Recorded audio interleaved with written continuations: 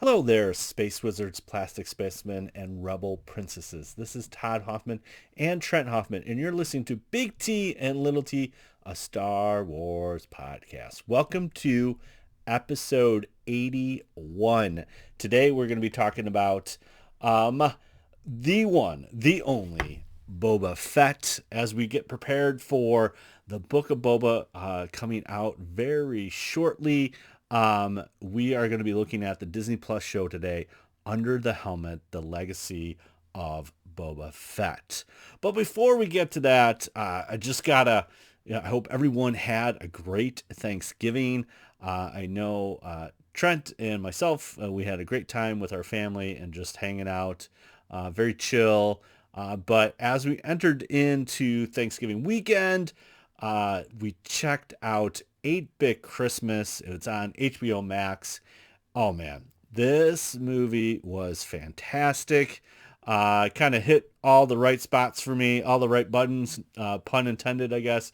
But it's essentially about a father who is played by Neil Patrick Harris, telling his daughter about the time he tried to get a Nintendo for Christmas in roughly like 1988 to the late 80s. And it's really cool. It's super fun, super, it hits home because it's filmed in Chicago. And so it's got those kind of memories of going downtown for Christmas and looking at the lights and all that kind of stuff.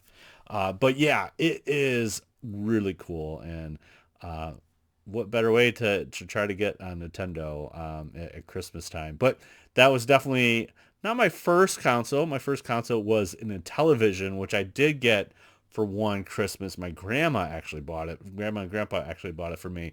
But I do remember that very much in for Christmas. But then when Nintendo kind of was on the scene, I just remember like I got to get a Nintendo. That's all there is to it. And so I know my dad was like, "Well, you got the television, but this is Nintendo."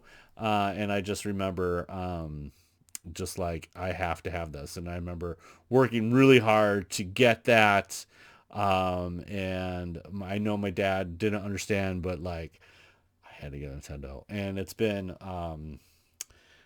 magic ever since. I'm definitely Nintendo has a sweet spot for me. I don't own all the consoles, and I do need to get a Switch, but I don't have a Switch because I need to get Metroid, but that's a whole nother story. But I don't have all the Nintendo consoles, but it really played a sweet spot in my heart for this movie. And then Trent and I do have the mini Super Nintendo thing, so we were playing some Super Mario World this weekend, and remembering how difficult Super Mario Brothers is, but we still have fun doing that.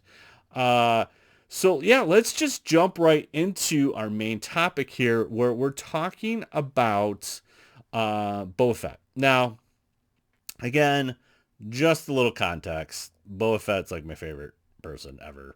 And it's still kind of shocked or still can't believe that I'm saying this, that like Boba Fett is back. And I just remember in Mandalorian season 2, like I can't believe they showed him. And then they didn't show, after episode 1, they didn't show him for a while. And it was like, it's okay. And but then he came back, and then the Fennec came back, and you're just like, oh my gosh.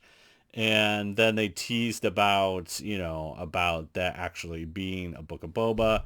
And, at the end of Mandalorian season 2, which is also just kind of weird, but cool at the same time. I'm like, what's going on? But anyways, this was released on Disney Plus Day, and I finally got around to seeing this, and it's only 21 minutes. Wish it was longer. There's a lot of things that I knew, and probably the coolest thing about this featurette is that we got to see some footage that I never saw before, which is always exciting.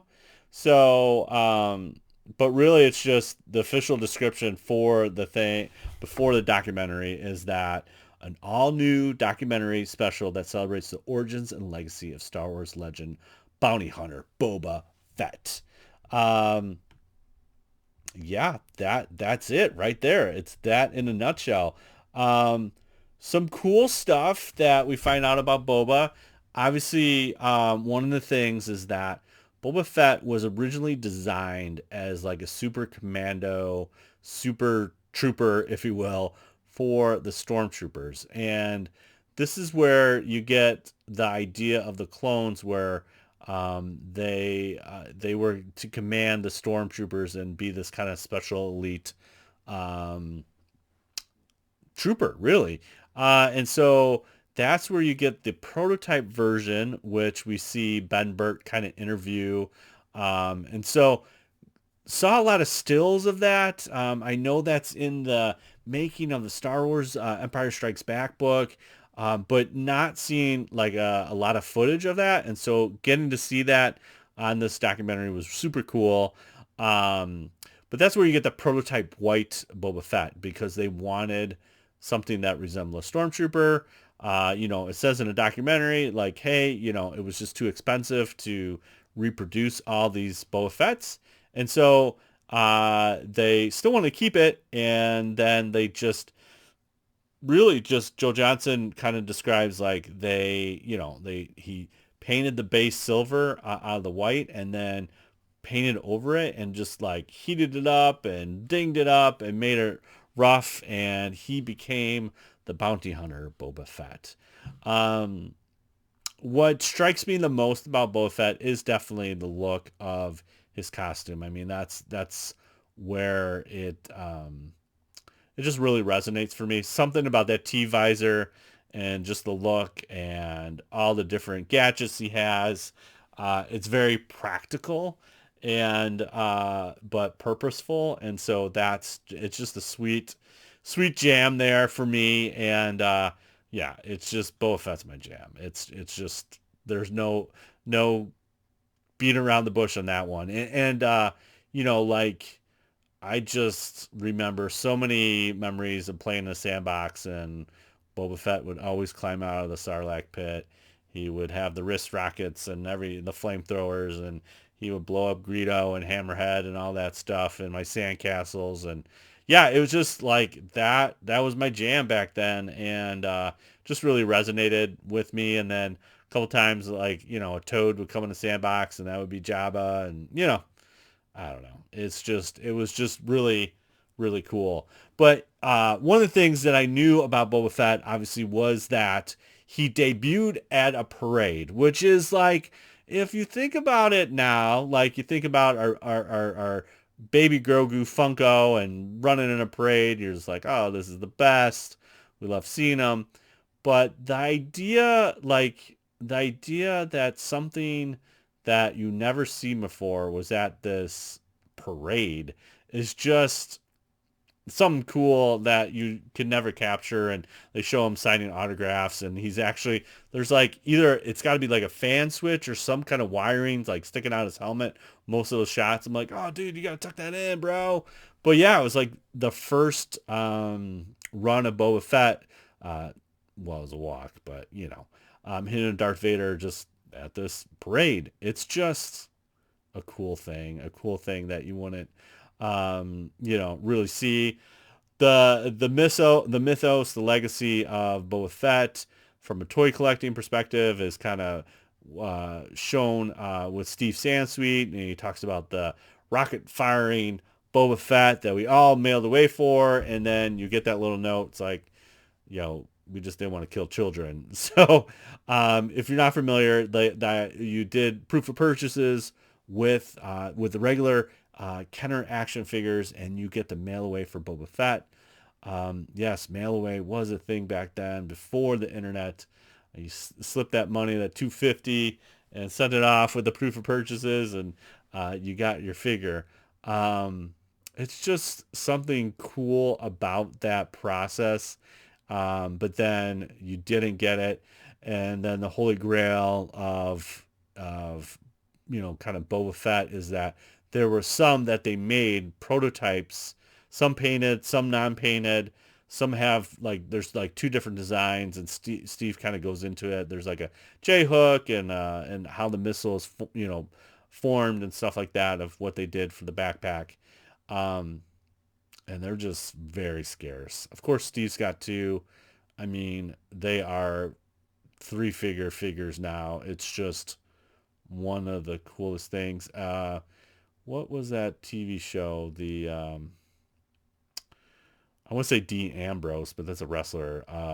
Jordan, is it Jordan Ambrose? I don't know. He's that toy collector on the East Coast, and he had a little show for a little bit. I think it was on the Travel Channel of all things, and he would just go around. And one of the first episodes is like he goes to some hobby comic book show, or no, comic book store outside of Cincinnati where Kenner was at, and this dude had one, and oh my gosh, it's just crazy. And the money, like I think it was the New York Comic Con, that's where he sold it at, and he made bank on it. But yeah, it's one of those things that it'd be cool to have, but like I'm not breaking the bank on it. But it's just one of those kind of another mythos things that lives with the legacy of Boba Fett. So they go through that.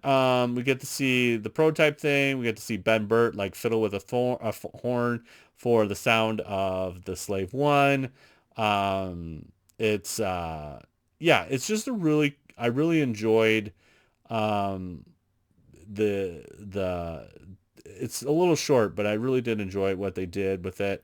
You got George talking about, how cool he is and all this stuff, but then again, he didn't know what to do with them, and he threw him a Sarlacc pit. George, sometimes, whatever. So, but yeah, it just kind of talks about how that built up. You got Filoni just laying it down thick as far as what makes Boba Fett important. I'm really excited, for the book of Boba Fett, see where this goes. And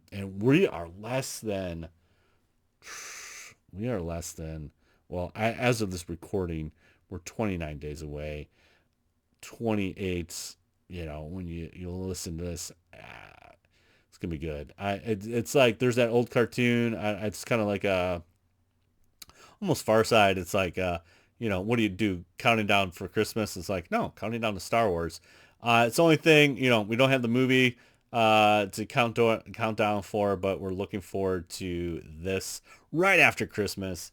Trent and I are super excited for it. It should be cool. So, couple new things have happened since the trailer dropped. We have a couple directors that will be directing Book of Boba Fett. Robert Rodriguez is doing several episodes, but Bryce Howard has also been mentioned that she is doing one. And then we got officially from Star Wars, it's going to be 7 episodes from the Twitter. So that is super cool. It would be great if we could get some little meat on those episodes. So hopefully we get like 40 minutes or something like that would be awesome. It's kind of cool in this new space, again, either you had a half an hour slot or an hour slot, but now with streaming, you have the liberty to do whatever you want. And so, like, again, some of the Mando episodes were really short and some of them are long. So hopefully with Book of Boba, we get a good chunk that are long. I think 7's great. I know, we had 8 episodes with Mando, so kind of falls right in line with that. I'm interested to see how the Space Godfather is going to do this. What's his, is he selling spice? Is he selling weapons? What is he, selling used speeders? What's going on with Boba? I wanted to know like what he's taking over from Jabba's, or really Bib Fortuna's kind of empire, and see how that works. It should be really interesting how that really pans out. Are we going to get a little flashbacks? We've had 2 kind of TV spots. So one showed the like Slave One in a hangar. We got a big door. It could be Jabba's door. I feel like that door gets bigger and bigger every time, but we do see a big door. And then this latest one, we have Boba in like a mask that resembles something that you would see from Bacta treatment. So I'm wondering if we do get an actual flashback of how he's rescued. I think we speculated too on with the trailer about, the Tusken Raider shot. Is that a flashback of when, does the Tusken Raiders rescue him? If you're an EU fan, I believe it's Tales from Jabba's Palace kind of uh, says that Dengar rescues Boba and he gets out. And some of the Sarlacc acid like ate away at his armor and his face, but he's still alive, which would be, kind of cool just seeing that play out. I mean, it kind of goes with Solo where you have like you kind of see the things, and sometimes when you build those things up your head, when you just see them, it doesn't pan out. You might get a little bit of that if we see those flashbacks of like him getting out of the Sarlacc, but at the same time, it still would be kind of cool. So, kind of looking forward to that, seeing how that pans out. Again, it's kind of like, okay, if he's setting up this cartel or setting up this kind of crime syndicate, is he going against Crimson Dawn? Is there other people involved? Like, is he talking Tatooine, just small business, or is he getting expanded? These are all things I'm interested to see how it pans out. Is there any connection with Mandalorian? I mean, there's a lot of what ifs, what ifs, what ifs. Does he run into other bounty hunters that we've seen before? There's all kinds of possibilities with this. And really, you could ride it whatever way you want to ride it. But really looking forward to see how that does kind of play out. But yeah. So anyways, go check out Legacy or Under the Helmet Legacy of Boba Fett. It's got a good mix of, some of the old stuff that we've seen and haven't seen in a while, and just kind of bringing people up to speed of what makes this character dynamic. Again, every character, every favorite character, it resonates in a different way with people. I know one of the things that I just was enamored was his look, and I had an opportunity. I think it was in 2000. Jen and I went to a museum exhibit at the Field Museum. It's not I forget what it is, but it was an exhibit that was at the Smithsonian, and finally got to the field. And one of the first kind of things you see, they had like when you walked in, they had like the big Star Destroyer model, and you're just like, oh my gosh, oh my gosh. But the first costume you see is Boba Fett, and I kid you not, I probably stood there looking at that costume for quite a while. And Jen's like, you want to move on? I'm just like, give me a couple more minutes, because it wasn't just something I never thought I would see that close. Was the actual screen used Boba Fett costume, and it was just one of those cool moments, that I just really is laser etched in my brain. Yeah, so I don't think we had cell phones back then, probably not. So I know I had a disposable camera, and none of the pictures turned out. I think it was the lighting and the flash or whatever. They're all just were black when I got them, and I was like, no, because I took some really cool pictures. The only picture I have of that trip is like outside the museum. That's it. So I know it was there. I know what I saw, but I just don't have the photographs to back it up. But yeah, that was a very sad moment. But again, I got to see Boba Fett's costume up close.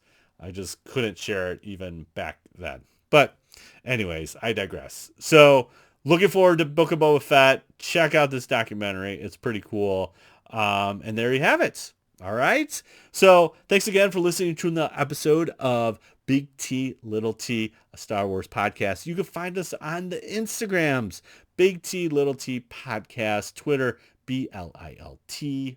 BLILT podcast on Twitter, and then twitch.tv/Big T Little T. Hey, if you want to tell us about what your thoughts are about Boba Fett, we're excited about, what's your predictions, drop us an email at bigtlittlepodcast@gmail.com. We can read it on the next upcoming episode and throw some swag in your face. We got some stickers we love to give to you. Also, if you want to rate us on Apple iTunes, that would be great. Well, it's not iTunes anymore. It's Apple Podcast. Just give us a rating. Take a screenshot of that. Send it our way on the Big T Little T podcast@gmail.com. And we will also read that review on the air and throw some swag in your face. Hey, we're so excited. We just celebrated year 2. Super excited to see where this goes for next year. Can't wait to bring you more content as we progress into 2022. It's crazy. All right. Now remember, truly wonderful the mind of the child is, and may the force be with you always. Bye. See you later. Bye.